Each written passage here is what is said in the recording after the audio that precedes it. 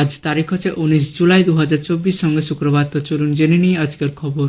সুখবর শোনালো নবান্ন, কলকাতা লেদার কমপ্লেক্সে আরও বিনিয়োগ, বিপুল কর্মস্থানের সুযোগ।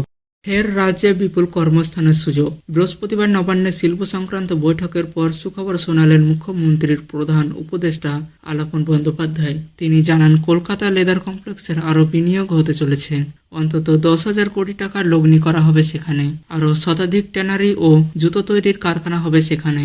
147টি ট্যানারি ও 139টি জুতো তৈরির কারখানা তৈরি হবে। এছাড়া রপ্তানিও বাড়বে। সব মিলিয়ে আরও অন্তত 7.5 লক্ষ কাজের সুযোগ রয়েছে কলকাতা লেদার কমপ্লেক্সে। পাশাপাশি পরিকাঠামো উন্নয়নে আরও কাজ হচ্ছে বলে জানিয়েছে আলাপন বন্দ্যোপাধ্যায়। স্বভাবতই রাজ্যে আরও কর্মস্থানের খবরে উচ্ছ্বসিত কর্মপ্রার্থীরা।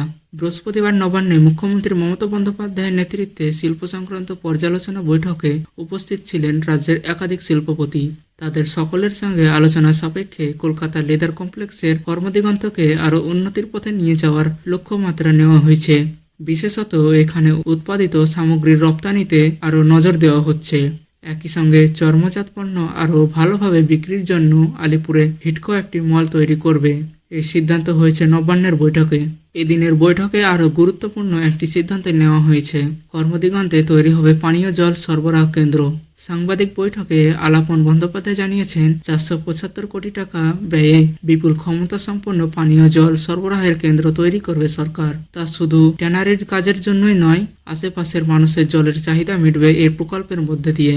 এছাড়া তিনি আরও জানান, কর্মদিগন্তে যেসব সামগ্রী উৎপাদন হয় সেসবের প্রচুর চাহিদা।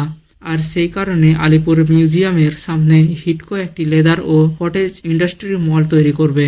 এই মলে 50% সামগ্রী থাকবে শুধু লেদার কমপ্লেক্সের। বাকি 50% পণ্য বাংলার শাড়িসহ ক্ষুদ্র ও কুটির শিল্প থেকে উৎপাদিত সামগ্রী।